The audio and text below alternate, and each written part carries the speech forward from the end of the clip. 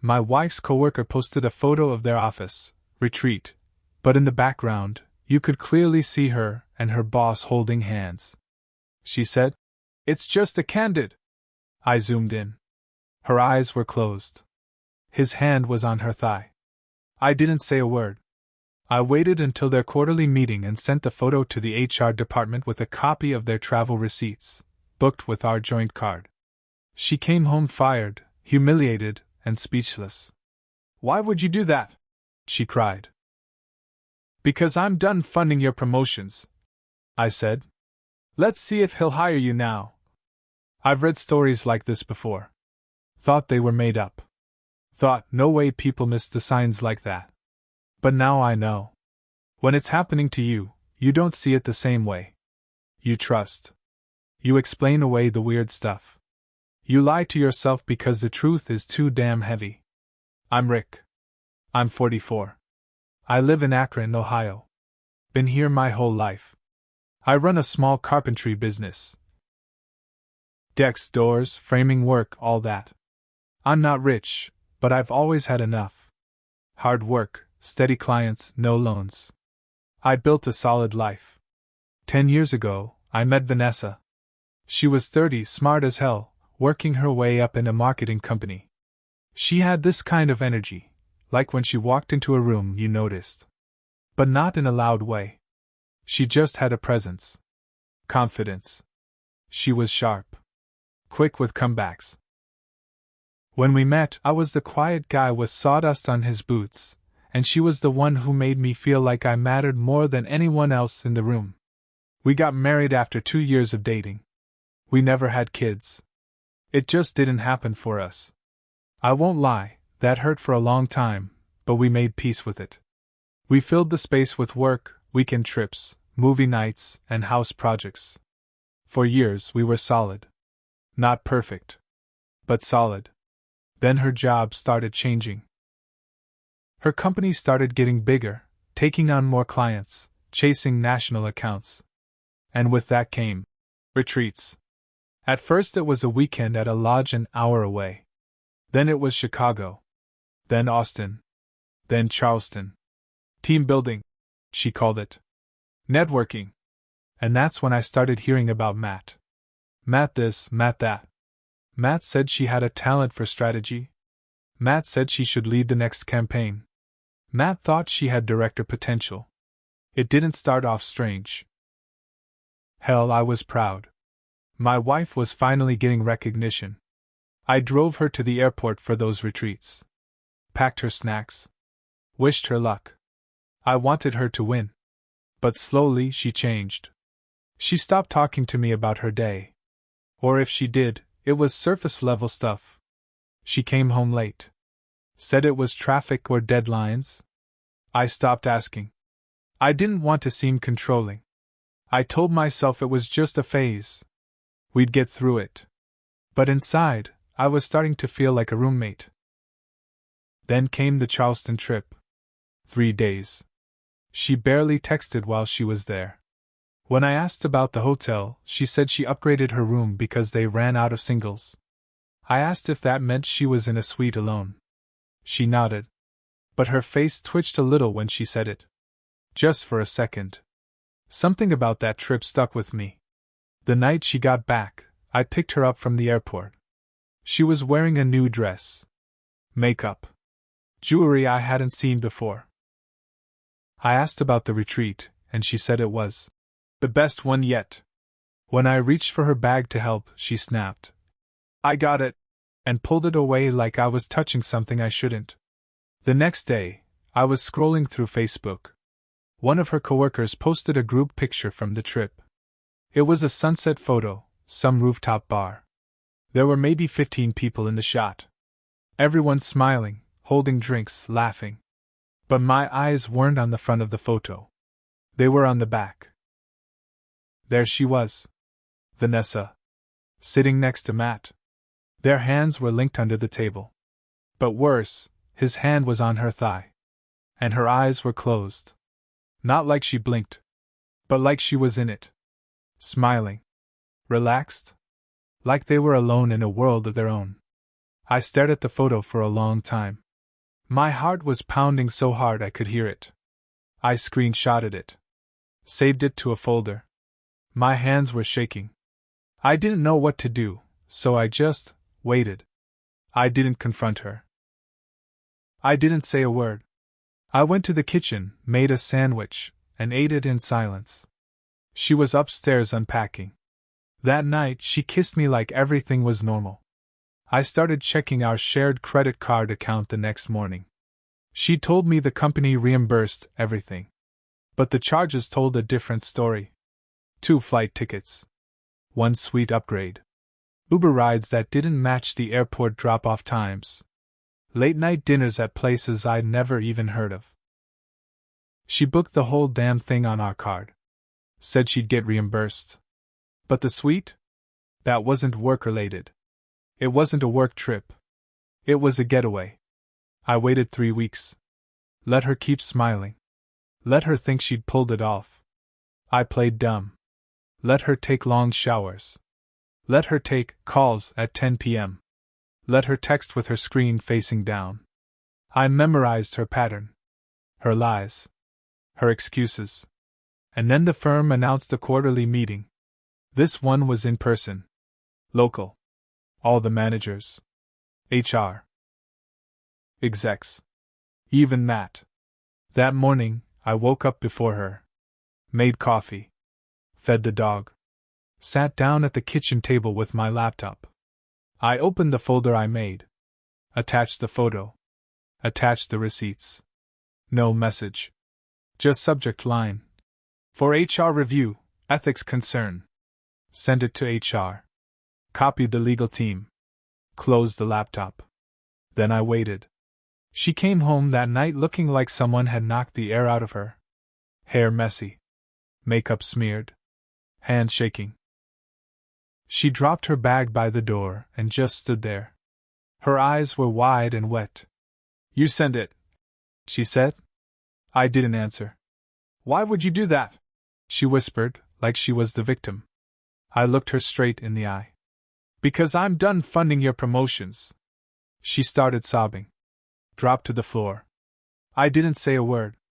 I just watched her cry. I wasn't cold. I was just done. She said it was a mistake. She said she felt seen by Matt. Said she felt invisible at home. I nodded. Okay. I didn't yell. I didn't ask questions. I didn't call her names. Because it was already over. This was just cleanup. She didn't go into work the next day. Matt didn't either. The fallout was just beginning. The next week was chaos. Her phone wouldn't stop buzzing. Calls from work. Messages from coworkers. Some supportive, some angry. Someone leaked the photo internally, and it spread like wildfire. It didn't take long for the whispers to turn into open talk. Turns out, Matt had a reputation. Vanessa didn't just get fired. She got blacklisted. Marketing is a small world, especially at the higher levels. People talk. Recruiters backed off. Emails stopped coming. Even her LinkedIn went quiet. She tried to spin it like she was taking time off for mental health. But people knew. They always know. She moved into the guest room for a while. Said she just needed time to figure things out. I didn't fight her on it. Let her cook her own meals. Wash her own clothes. I stopped talking unless it was necessary. I became a stranger in my own house. But I was calm. Always calm. She, on the other hand, started falling apart. One night, I came home late from a job and found her on the back porch. Half drunk. Crying into her phone. She didn't hear me come in. "No, Matt, I don't care what your wife said. You promised me. You said we were in this together." She went silent for a second. Then, "You're AF *** king coward." She hung up. Threw her wine glass into the yard. I turned and walked back out to the truck, drove around for an hour. Didn't want to be there. Didn't want to see her like that. Not because I cared. But because it disgusted me how much I used to care. The next morning, She acted like nothing happened. Made toast. Asked if I needed laundry done. I said, "Don't touch my stuff." She flinched. 2 days later, I got a call from a number I didn't recognize. It was Matt's wife. Her name was Clara. Voice calm, steady. Too calm. "Hi, Rick. I just wanted to say thank you for what you did," she said. I didn't know what to say. She continued, "He's out of the house. Papers are being filed. And you weren't the first husband to figure it out, but you were the only one who had the balls to do something about it." Turns out Matt had done this before. Twice. Both times with younger employees. Both times swept under the rug. But Vanessa was the last straw. The firm was now under review. HR was being audited. Matt's golden boy status was gone. Clara asked me one more thing before we hung up. "Did Vanessa ever tell you about the trip to Denver last year?" "No," I said. She laughed bitterly. "Didn't think so." Click. That night I waited until Vanessa was in bed. I pulled the laptop out, went through more old credit card records. Cross-checked them against her work calendar. Found a Denver charge she never mentioned. 2 nights. A spa package. I dug deeper. Found photos from that trip on another coworker's Instagram. There she was. At dinner. Next to Matt. Same smile. Same soft look in her eyes. It wasn't just Charleston. This had been going on longer than I thought. She hadn't made one mistake. She'd made dozens. And now, I was finally ready to stop playing the quiet, patient husband. I wasn't just going to let her sit in my house and cry about how hard her life had become. She had no idea what I had planned next. 3 days after I found the Denver photos, I made my move. I called my cousin Jason. He's not blood, more like a friend I grew up with, but we've been tight since grade school. Jason works IT for a private investigations firm in Cleveland. The kind that finds things people want buried. The kind that knows where to look. I sent him the Denver photo and a copy of the Charleston one. I said I needed to know everything. He didn't ask questions. Just said, "Give me a week." Meanwhile, Vanessa started acting normal. Too normal. She cleaned the kitchen. Tried making dinner. Watched TV on the couch like we were still some happy couple. I didn't say anything. I just watched. Took notes. She was trying to win me back. But I wasn't stupid. She didn't love me. She missed the life. The stability. The safe place to fall after her affair blew up in her face. She even tried wearing her wedding ring again. Said things like, "Maybe this was a wake-up call for both of us." I nodded. Smiled. Told her I was thinking about things. Then Jason called. "You were right," he said. "But it's worse." He'd found emails. Lots of them. See, Vanessa had synced her work email to her personal laptop at one point, and when she trashed the old computer, she didn't wipe the drive. Jason recovered everything. There were love notes. Hotel confirmations. Sexts. One email from Matt to Vanessa during a San Diego retreat that read, "I can't wait to feel your legs around me again." But that wasn't even the bombshell. Jason also found a signed travel reimbursement form. Dated 2 months before Charleston.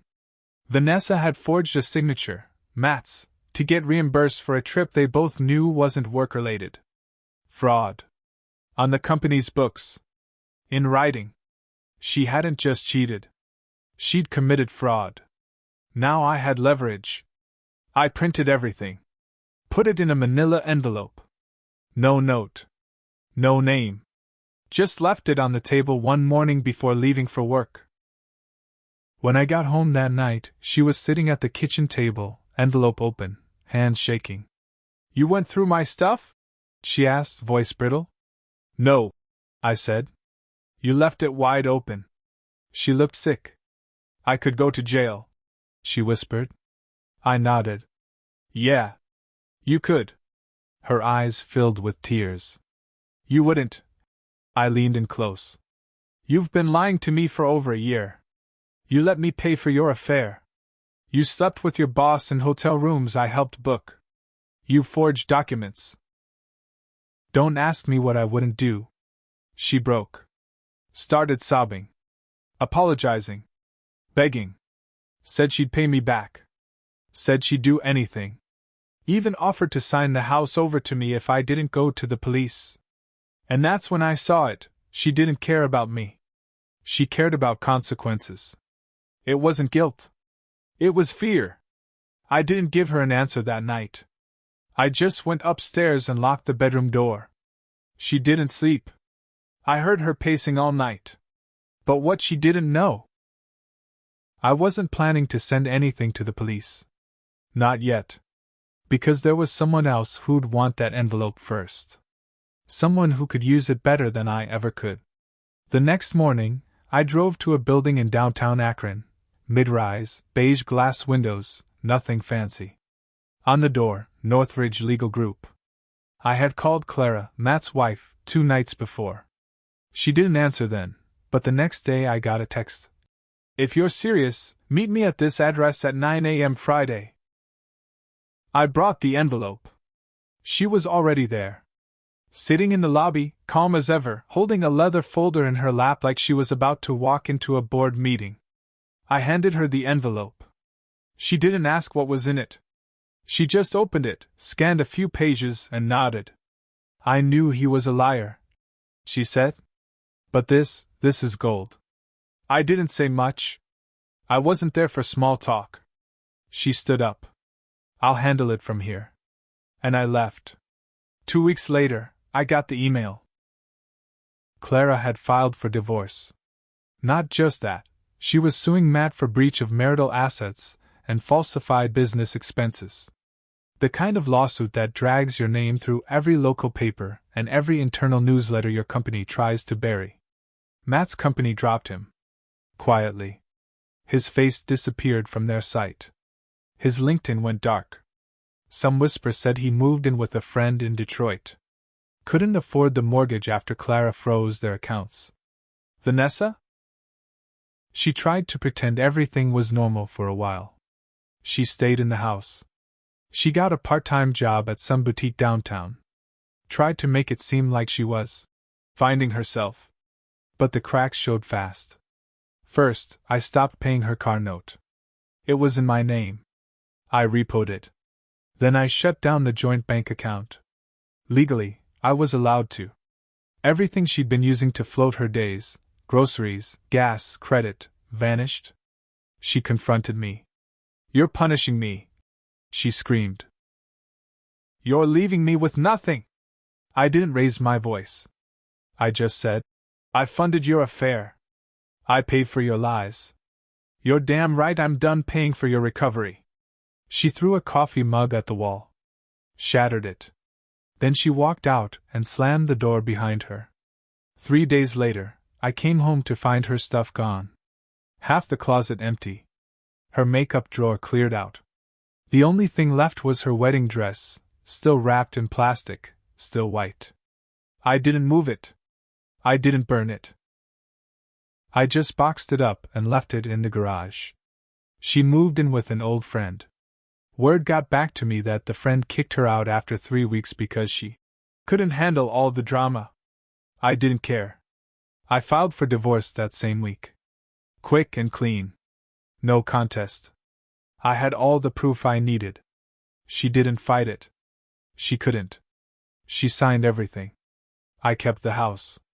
I kept the truck. She walked away with a suitcase and a shattered reputation. And me?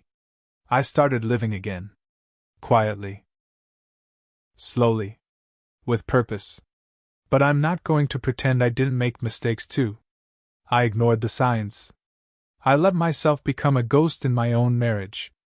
I didn't fight back when I should have asked harder questions. I trusted blindly. That won't happen again. Now I work. I build. I sleep peacefully. And when I walk into my kitchen and see the sunlight hit that empty chair where she used to sit, I don't feel loss. I feel clarity. She said, "Why would you do this to me?" And I say now, because you did it to us first. And I wasn't going to let you bury it. I just made sure everyone saw the body.